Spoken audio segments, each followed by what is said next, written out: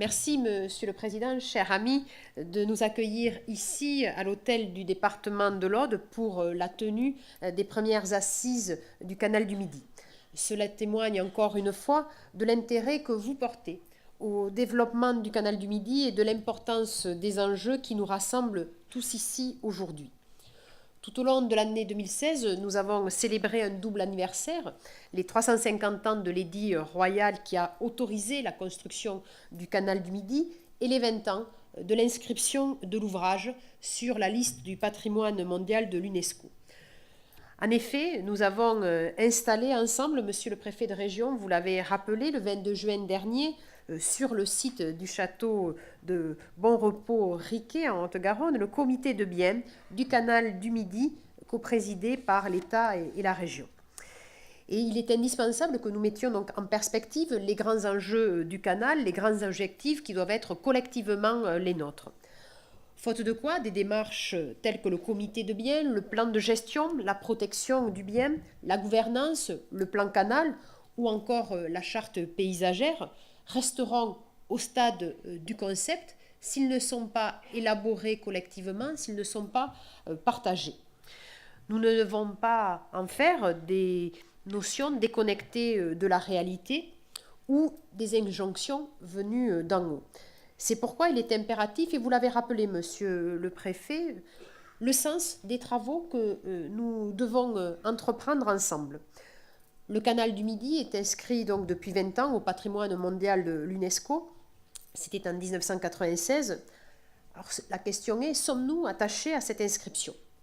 Il s'agit d'une question bien sûr déterminante pour y répondre, pour apprécier l'ensemble du processus. La France a la chance de disposer de 1000 sites inscrits au patrimoine mondial de l'UNESCO.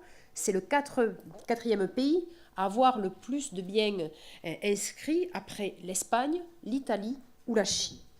Et j'insiste, le canal du Midi est le seul bien français à répondre à 4 des 6 critères culturels de l'UNESCO, chef-d'œuvre du génie créateur humain, témoin d'un échange d'influence. Le canal du Midi est le représentant de l'éclosion technologique qui a ouvert la voie à la révolution industrielle et à un développement économique. C'est également le témoin exceptionnel d'un ensemble architectural et technologique. Et puis c'est l'exemple imminent d'établissement humain parce que ce canal du Midi, il est devenu, dès sa construction, l'élément le plus marquant du territoire traversé dont il a modelé le paysage en douceur. Et être inscrit au patrimoine mondial de l'UNESCO, ce n'est pas rien. C'est la reconnaissance du caractère exceptionnel d'un site, c'est un rayonnement international qui est en jeu. Si d'une façon générale, l'UNESCO estime à 20% l'augmentation de la fréquentation générée par cette inscription, nous avons vu que par exemple sur Albi, nous avons doublé la fréquentation. Eh bien, c'est aussi porter des grandes valeurs d'attachement au patrimoine. Et vous l'avez indiqué, monsieur le préfet, cette inscription est actuellement menacée. L'année 2019 est l'année au cours de laquelle l'État devra rendre un rapport intermédiaire et apporter des garanties vis-à-vis de l'UNESCO pour préserver ce classement. Et il faut bien être conscient que si nous perdons demain cette inscription, réenclencher, recommencer une procédure de classement peut durer entre 10 et 20 ans. Notre responsabilité collective est donc considérable. Il est nécessaire de se mobiliser, d'agir et d'être tout simplement à la mesure du génie de Pierre-Paul Riquet, parce que c'est un devoir historique avant tout. En examinant le document royal, exceptionnellement sorti d'un coffre-fort des archives de voies navigables de France, le président de la République a rappelé récemment la portée historique de cette œuvre, qui allait assurer l'expansion économique, bien sûr, de Castelnaudary, mais également de toute notre région Occitanie et de tous les bourgs traversés par la voie d'eau. En prenant l'exemple du génie de la construction de cet ouvrage, le président de la République a voulu saluer ce que la France est capable de faire et rappelant que nous avions de nouveaux défis en attendant d'avoir une infrastructure valorisée. Le canal du Midi, c'est aussi l'un des traits d'union emblématiques des deux anciennes régions. Il est désormais l'un des sites patrimoniaux de notre nouvelle région Occitanie-Pyrénées-Méditerranée. Il en est un de nos étendards. un de nos symboles, il en est la liaison. Il bénéficie d'une véritable notoriété et c'est une formidable opportunité pour le développement économique, touristique et culturel de notre région. Enfin, protéger le patrimoine de l'humanité, c'est-à-dire les liens que nous ont laissés les générations qui nous ont précédés, c'est permettre aux générations futures de pouvoir mieux préparer l'avenir en ayant la responsabilité du passé. Et je le dis clairement devant vous, je suis fermement attachée à l'inscription du canal du Midi au patrimoine mondial de l'UNESCO. Nous devons donc nous engager résolument, collectivement, pour avoir une dynamique de protection et de valorisation et des processus d'organisation adaptés. Plusieurs chantiers restent à mener. Tout d'abord, engager la dynamique essentielle de la protection du canal et de ses abords. Oui, je souhaite que l'État engage un processus de protection et par conséquent de classement, mais je serais opposée à une procédure menée sans nuance qui risquerait d'être perçue comme autoritaire ou imposée d'en haut et qui ne serait pas à l'écoute d'ajustements raisonnables permettant d'éviter d'altérer l'intégrité du bien. Et je suis favorable à ce que ces mesures de protection soient le fruit d'une rencontre entre les services de l'État et la vision qu'en ont les collectivités directement concernées. Et j'ai confiance dans ce regard croisé. Collectivement, nous avions demandé le 8 novembre dernier à Madame la ministre de l'Environnement, de l'Énergie et de la Mer de donner un temps supplémentaire pour approfondir l'information et la concertation avec les collectivités concernées avant d'envisager la présentation de ce projet à la Commission supérieure des sites. Je tiens à remercier Madame Royal d'avoir répondu en ce sens en vous confiant, Monsieur le préfet de région, le soin de conduire, avec l'inspection générale de l'environnement, des réunions d'information et de concertation avec les élus.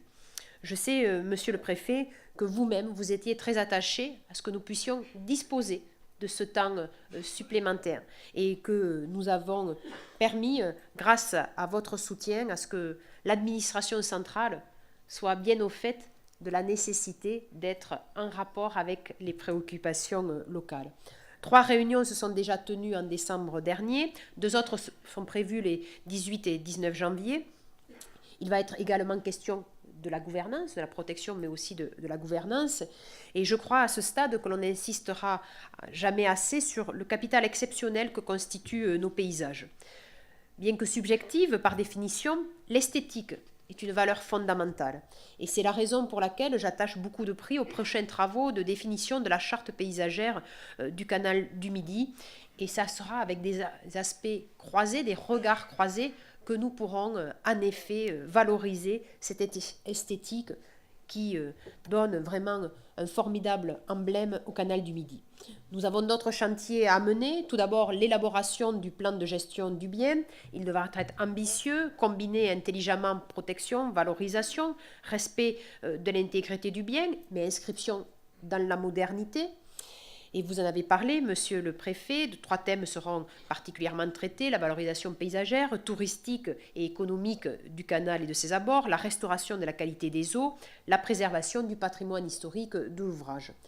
Au-delà, nous avons annoncé ensemble, Monsieur le Préfet, l'élaboration d'un vaste plan de développement durable du canal du Midi. C'est le plan Canal. Il traitera de l'ensemble des sujets de développement des territoires qu'il relie. Il concernera donc l'aménagement des bourgs-centres, le développement économique, le tourisme, la valorisation et l'animation culturelle, la requalification des abords. Les premières évaluations chiffrent ce plan à 230 millions d'euros minimum sur une période de 5 ans. Et je l'ai déjà dit, la région pourra participer à hauteur de 40 millions d'euros. J'ai également proposé d'inscrire le canal du Midi dans le volet territorial du protocole d'accord de révision des contrats de plan État-région.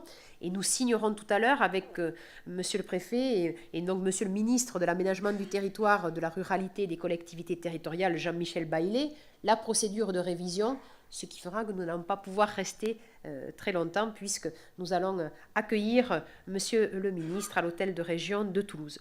C'était l'occasion de pouvoir régler à travers la révision du CPER les asymétries entre les 2 contrats. Le canal faisait l'objet d'un volet spécifique dans le CPER Midi-Pyrénées. Il sera désormais identifié de la même manière dans le CPER Languedoc-Roussillon. Les crédits VNF prévus sur le linéaire du canal du Midi seront donc contractualisés et très concrètement, les enveloppes mobilisées par les deux anciens CPER Languedoc-Roussillon et Midi-Pyrénées seront abondées de 10 millions d'euros financés à parité par l'État et la région, ainsi que VNF qui va apporter près de 25 millions d'euros.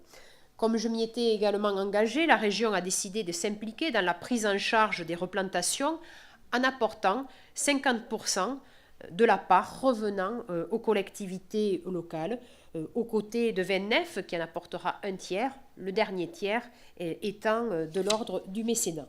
Nous engagerons donc une démarche plus ambitieuse à l'horizon 2018-2019 lors de la fusion avec la contractualisation de l'ensemble du plan canal.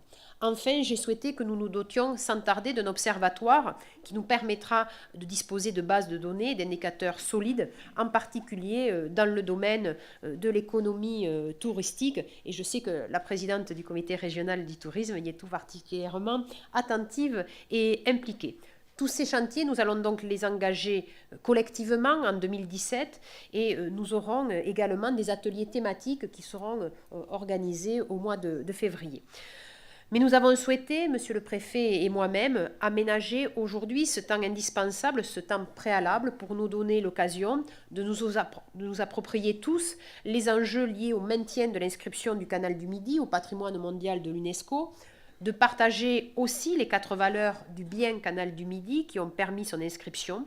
Et je souhaite que donc ces rencontres soient fructueuses pour que nous puissions bâtir collectivement l'avenir du canal du Midi, l'avenir qui s'inscrit bien entendu dans un développement partagé, dans un développement respectueux, mais surtout démontrer que ce territoire, cette région, est bien toujours celle de la qualité, de l'innovation et de l'audace. Je vous remercie.